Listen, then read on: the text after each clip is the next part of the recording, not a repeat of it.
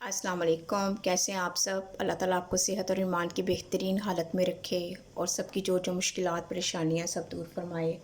आमीन सुम्मा आमीन। बिस्मिल्लाहिर्रहमानिर्रहीम। तो आइए आज की रेसिपी स्टार्ट करते हैं। तो आज मैं बनाने जा रही हूँ आलू वाले समोसे। तो उसके लिए मैंने ये 2 कप मैदा ले लिया है और इसमें आपने हाफ़ टी स्पून नमक का डालना है और 1 टेबल स्पून ऑयल का डाल दें और 1 टीस्पून ज़ीरे का डालना है। अभी ज़ीरा मेरे पास था नहीं, इसलिए वो मैंने नहीं डाला, क्योंकि आज बाहर मौसम बहुत ज़्यादा ख़राब है। बहुत वो बारिश वाला मौसम हुआ है, तो फिर इसलिए वो मैं लेने भी नहीं जा सकी। तो कोई बात नहीं, आपके पास है तो आप डाल दें, लेकिन मेरे पास नहीं है तो इसलिए मैंने नहीं डाला। तो अब आप इसको अच्छी तरह से मिक्स करके, तो इसको नीम गर्म पानी के साथ ना इसको गूँध लें इस आटे को। जैसे आटा मैंने गूँध लिया है। अब इसको आप तकरीबन आधे घंटे के लिए ना कवर करके रख दें, तो फिर ये ज़्यादा इसके वो अच्छे समोसे बनेंगे। तो इसको आप आधे घंटे के लिए कवर करके रख दें। और उधर मैंने 2-3 आलू बॉईल करने के लिए, उसको काट के बॉईल करने के लिए रख दिया। तो जब तक आलू बॉईल होते हैं और ये आटे का थोड़ा टाइम होता है, तो मैं आपसे थोड़ी सी बात कर लेती हूँ। तो आज मैंने सोचा मैं आपके साथ तस्बीहात और अस्कार की बात शेयर करती हूँ। तो क्योंकि तस्बीहात और इज़्कार, मसनून अस्कार जो होते हैं, वो भी पढ़ना हमारी ज़िंदगी का अहम हिस्सा है। और मसनून अस्कार वो होते हैं जो आप सल्लल्लाहु अलैहि वसल्लम ने पढ़े हैं हर मौके पर, और जो कुरान से, हदीस से, सुन्नत से साबित हैं, और वो मसनून अस्कार होते हैं। तो जैसे बहुत सी तस्बीहात हैं, यकीनन आप लोग भी सब पढ़ते होंगे। तो कुछ तस्बीहात बहुत अहम हैं जो हमें लाज़म पढ़नी चाहिए, उन्हें अपनी ज़िंदगी का हिस्सा बनाना चाहिए। जैसे एक तस्बीह है सुबहान अल्लाहि व बिहम्दिही, बस इतना ही। और ये फ़रिश्तों की तस्बीह है, फ़रिश्ते इस तस्बीह को पढ़ते हैं, तो इसलिए ये सुबह शाम ये तस्बीह हमें पढ़नी चाहिए, फ़जर की नमाज़ के बाद और मगरिब की नमाज़ के बाद। तो इसका हमें बहुत ज़्यादा अजर मिलता है। फिर है सुबहान अल्लाहि व बिहम्दिही सुबहान अल्लाहिल अज़ीम। ये भी तस्बीह बहुत अच्छी है। इससे जो है जितने भी हमने गुनाह किए होते हैं, वो हमारे जाग के बराबर अल्लाह ताला उनको माफ़ कर देते हैं। इसलिए ये इस तस्बीह को भी आप अपनी ज़िंदगी का हिस्सा बना लें। और फिर है सुबहान अल्लाहि वल्हम्दुलिल्लाहि वला इलाहा इल्लल्लाहु वल्लाहु अकबर। ये तीसरा कलमा है और ये इसकी बहुत ज़्यादा अहमियत है, इसलिए हमें कसरत से ये पढ़ना चाहिए। इसकी ये तस्बीह करने से, एक दफ़ा पढ़ने से जन्नत में हमारे लिए एक दरख्त लग जाता है, और इसकी बहुत बरक़ात हैं और इसको लाज़म पढ़ना चाहिए। और इसको पढ़ने का हुक्म आप सल्लल्लाहु अलैहि वसल्लम ने भी दिया था। और फिर है या हय्यु या क़य्यूम बिरहमतिका अस्तगीज़ु। जिसको भी जो मुश्किल है, परेशानी है, जो किसी भी तकलीफ़ में है, जब वो ये अज़कार करता है, ये पढ़ता है, तो उसकी हर मुश्किल परेशानी दूर हो जाती है। और आप सल्लल्लाहु अलैहि वसल्लम जब भी किसी मुश्किल में होते थे, तो इस अज़कार को आप ज़्यादा से ज़्यादा पढ़ते थे, और अल्लाह ताला हर हर किसी की मुश्किल को आसान कर देते हैं। और फिर है ला इलाहा इल्ला अंता सुब्हानका इन्नी कुन्तु मिनज़ ज़ालिमीन। ये तो आप सबको पता है कि ये आयत करीमा और हज़रत यूनुस की दुआ है। तो इसको भी आप अपनी ज़िंदगी का हिस्सा बना लें, लेकिन इसको वज़ाइफ़ के तौर पे बिल्कुल भी ना पढ़ें कि आप घर में लोगों को इकट्ठा कर रहे हैं और गुठलियों पे पढ़ रहे हैं, तस्बीहों पे पढ़ रहे हैं, या वो उसके प्यालों पे पढ़ रहे हैं। तो पहले आप इसका तर्जुमा देखें वो क्या है, उसके बाद आप कोई भी वज़ाइफ़ करें। और अव्वल तो वज़ाइफ़ तो किसी भी सुन्नत, हदीस और कुरान से साबित नहीं है। ये तो हम लोगों की अपनी खुद साख्ता बातें बनाई हुई हैं कि हम ऐसे लोगों को इकट्ठा करके पढ़ना शुरू कर देते हैं। और ये हज़रत यूनुस की दुआ है, जब वो आज़माइश में आए थे और उन्होंने अल्लाह ताला से ये दुआ की थी, तो अल्लाह ताला ने उनकी मुश्किल को दूर किया था, उनकी मुश्किल को आसान किया था। उनको उस मुश्किल से, उस मुसीबत से निकाल दिया था कि वो मछली के पेट में चले गए थे, और हालाँकि अल्लाह ताला की तरफ से आज़माइश थी उनके लिए और एक सज़ा थी।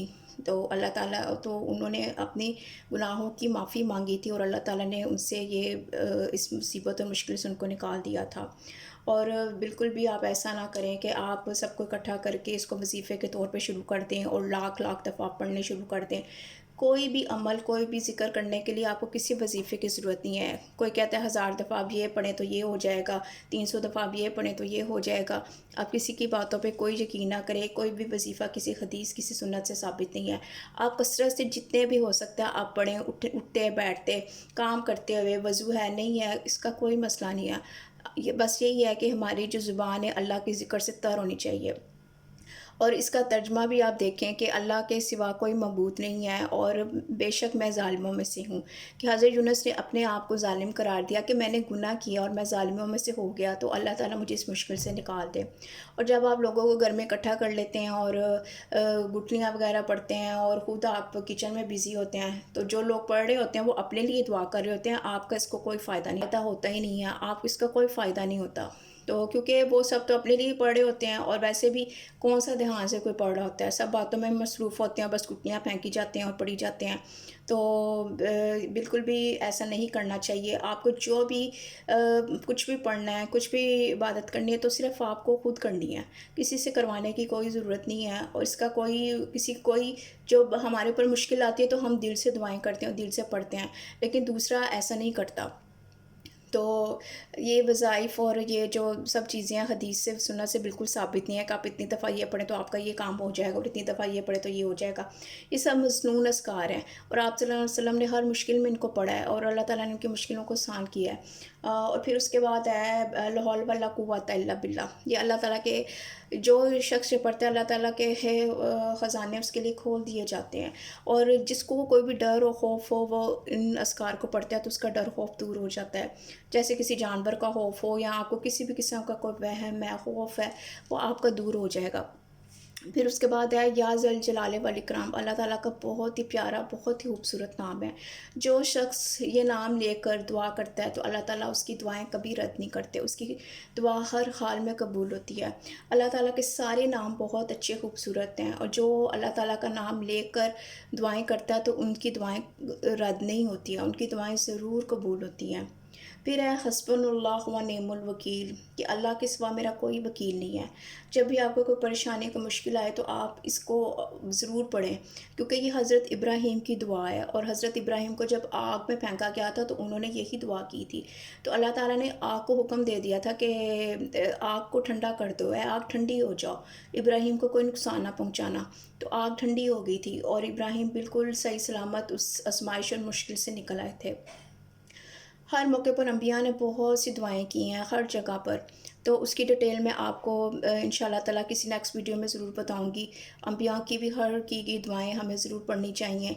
उन्होंने हर मुश्किल में दुआएं की थी और अल्लाह ताला ने उनकी दुआएं कबूल की थी और उनकी मुश्किलात को दूर किया था। तो और जो मसनून अस्कार हैं हमें वही पढ़ने चाहिए। जो खुद साख्ता जो अस्कार बनाए गए हैं, जैसे दरूद तंजीना है, दरूद लकी है, ताज है, पता नहीं कौन कौन से हैं। और उसको वो किसी भी हदीस से साबित नहीं है, ना कुरान से साबित है, ना सुन्नत से, ना हदीस से। आप सल्लल्लाहु अलैहि वसल्लम ने नहीं उनको पढ़ा, किसी सहाबा ने नहीं उनको पढ़ा। ये सब हम लोगों की खुद की बनाई हुई चीज़ें हैं। बेशक उसमें अल्लाह का नाम है, उसमें आप सल्लल्लाहु अलैहि वसल्लम का नाम है, लेकिन ये सब अपने आप से बनाए गए हैं, लोगों ने खुद बना के इसको वज़ाइफ़ के तौर पे इस्तेमाल करते हैं। तो ऐसा प्लीज़ बिल्कुल मत कीजिएगा। ये बिल्कुल बिदअत है और इसका हदीस सुन्नत से कोई ताल्लुक़ नहीं है। हाँ, बस एक ही दरूद है, दरूद इब्राहीमी। वो आपने अपनी ज़िंदगी का हिस्सा बना लिया। दरूद शरीफ बहुत सारे हैं, लेकिन जो मसनून है बस उन्हीं को आपने पढ़ना है। और दरूद इब्राहीमी तो बहुत ही अच्छा खूबसूरत दरूद है। आप इसको जब मर्ज़ी पढ़ें। अगर आप इतना लंबा नहीं पढ़ सकते तो खाली अगर आप सल्लल्लाहु अलैहि वसल्लम पढ़ लें, ये भी दरूद शरीफ है। और बहुत से हैं दरूद शरीफ, लेकिन जो सुन्नत से साबित हैं आप सिर्फ वही पढ़ें। और दुरूद शरीफ को भी अपनी ज़िंदगी का हिस्सा बना लें। जितने आप दुरूद शरीफ पढ़ेंगे आपकी हर मुश्किल, परेशानी और तकलीफ़ें दूर होंगी। बस आपका हर वक्त आपकी ज़ुबान ज़िक्र से तर होनी चाहिए, चाहे आप काम कर रहे हैं, चाहे आप किचन का काम कर रहे हैं या फ़ारिग बैठे हुए हैं, बस आपने ज़िक्र अस्कार करते रहना है। तो आपको उसकी ऐसी आदत पड़ जाएगी कि आप बिल्कुल भी ज़िक्र अस्कार के बगैर नहीं रह सकेंगे। तो बस यही तस्बीहात हैं, तस्बीहात तो बहुत सी हैं, ज़िक्र बहुत से हैं। तो अब हाँ, अल्लाह ताला तौफ़ीक दे हमें कि जितना हो सकता है हमें ये पढ़ना चाहिए, इसे अपनी ज़िंदगी का हिस्सा बनाना चाहिए।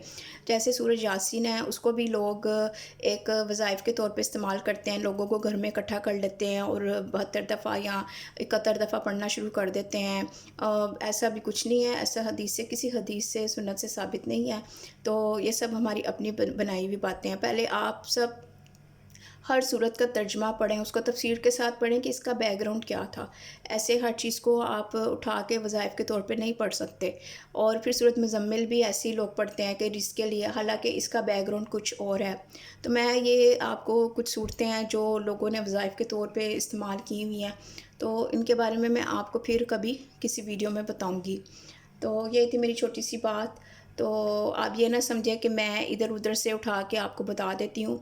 तो माशाल्लाह मैंने तफ़सीरुल कुरान किया हुआ है मुकम्मल, और मैं रमज़ान में दौरे कुरान अटेंड करती हूँ, और मैंने अरबी ग्रामर का कोर्स भी किया हुआ है, और मैंने नमाज़ तजवीद का और तजवीद के तमाम रूल का कोर्स किया हुआ है, और आजकल मैं 30वें सिपारे का तजवीद कोर्स कर रही हूँ, बल्कि वो भी निस्फ़ हो गया है। हाफ़ में हूँ मैं, और बस वो भी एंड अप होने वाला है, और आजकल मैं टेस्ट की तैयारी कर रही हूँ। तो अब दुआ कीजिएगा मेरा टेस्ट बहुत अच्छा हो जाए।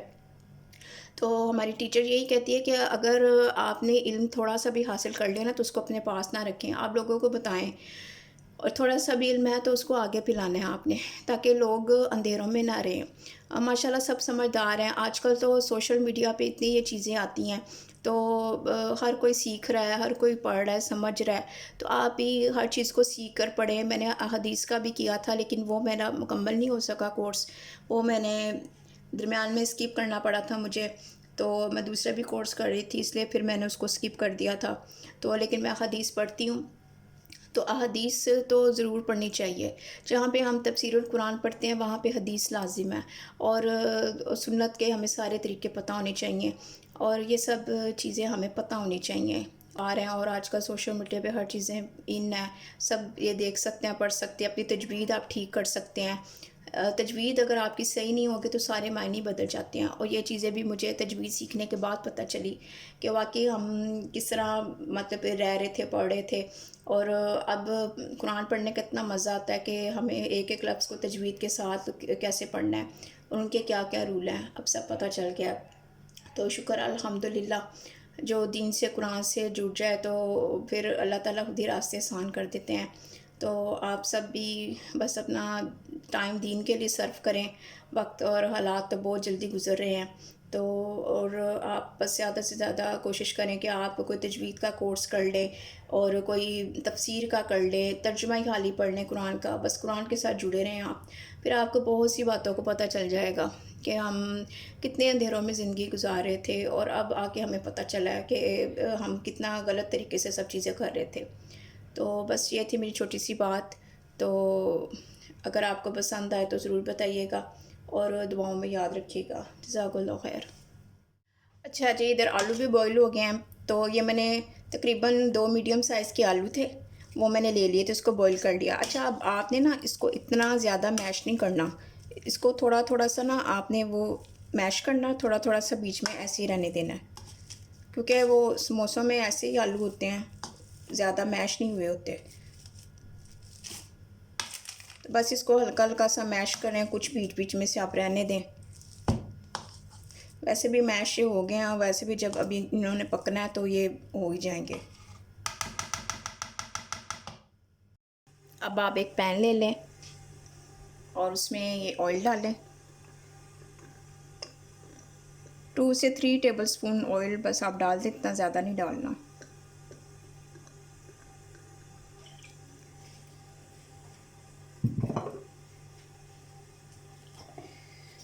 ये एक स्मॉल साइज़ का मैंने प्याज काटा है, बारीक बारीक इसको काट के, और साथ ही ये हरी मिर्चें हैं, इनको आप डाल दें।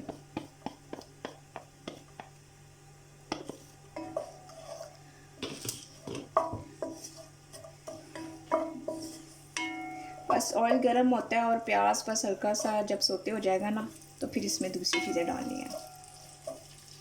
बस सोते हो गया, तो अब इसमें आप साबुत धनिया ये डाल दें। आपकी मर्ज़ी है, अगर आप पसंद करते हैं तो इसको डाल दें, वैसे भी मुंह में आता है, तो मैंने भी बिल्कुल थोड़ा सा डाला है। और साथ ही आप इसमें ज़ीरा ऐड कर दें। मैंने आपको कहा था कि ज़ीरा नहीं है, लेकिन अभी मैंने चेक किया तो निकल आया अल्हम्दुलिल्लाह। तो ये डाल दें। साथ ही इसमें हाफ़ टी स्पून नमक का जाएगा, क्योंकि नमक मैंने आलू में भी डाला था बॉईल करते वक्त और वो आटे में भी डाला हुआ है, तो इसलिए फिर ज़्यादा ना हो जाए, लेकिन आप चख सकते हैं बाद में।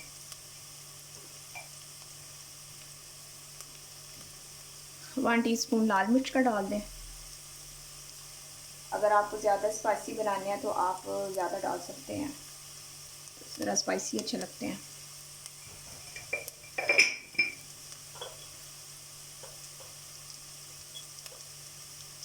और 1 टीस्पून सूखा धनिया पिसा हुआ वो डाल दें।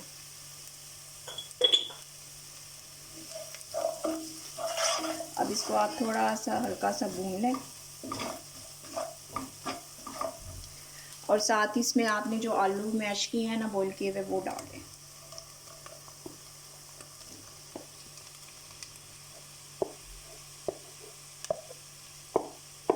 डाल के आप अच्छी तरह से इसको मिक्स कर लें। ये देखें, ये ज़्यादा मैश नहीं है, कोई कोई बीच में मैश है, कोई कोई बीच में वैसे छोड़ दिया, तो इसी तरह आप भी कर लेना। अगर आपको पूरे मैश चाहिए तो आप पूरे मैश कर लेना, कोई मसला नहीं। अब सारी चीज़ें पकी हुई हैं, आलू भी बॉईल हैं और बस सबको हल्का हल्का सा फ्राई कर लिया, तो बस इसको हमने 2 से 3 मिनट और पकाना है और बस फिर फ्लेम ऑफ कर देना है। और इसमें आप धनिया डाल लें, कोई कसूरी मेथी भी डालते हैं इसमें, अभी कसूरी मेथी मेरे पास है नहीं तो इसलिए धनिया मैंने कहा चलो डाल देती हूँ। वैसे धनिया भी अच्छा लगता है।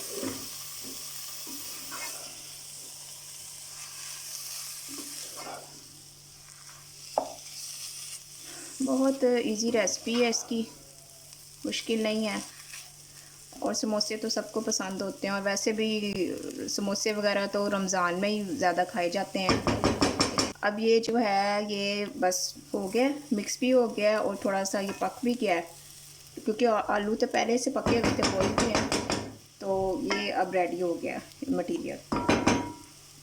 तो इसको हम फ्लेम ऑफ कर देंगे और चूल्हा। आटा भी हो गया था, 15 से 20 मिनट मैंने इसको रखा है, तकरीबन आधा घंटा ही हो गया था। तो उसके बाद मैंने इसके ये बॉल बना लिए हैं, तो अब इसको हम बेलेंगे। जैसे रोटी बनाते हैं ना वैसे हमने इसको बहुत बेलना है।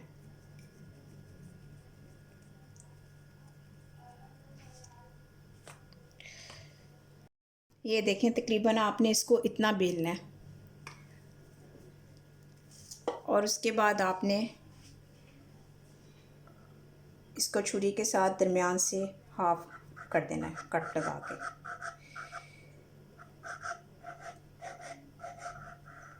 ऐसे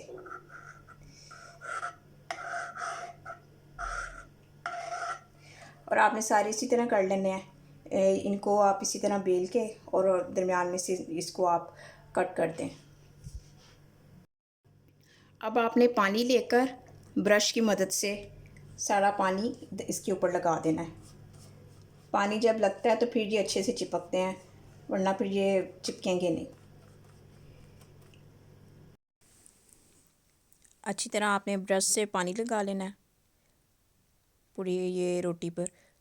फिर एक सिरा आपने उठाना है और फिर दूसरा, और इनको आपस में आपने मिला देना है, तो ये एक समोसा शेप बन जाएगी। फिर इसको आपने आराम से उठाना है और फिर इसमें वो फिलिंग करनी है आपने। फिलिंग करने के बाद भी आपने ना साइडों पे हल्का हल्का सा पानी लगा देना है, ताकि फिर ये अच्छी तरह से वो चिपक जाए। तो इसको एहतियात से, क्योंकि ये वैसा समोसे पट्टी नहीं है ना, तो इसलिए थोड़ा सा इसको ज़रा मुश्किल है उसको करना फिलिंग।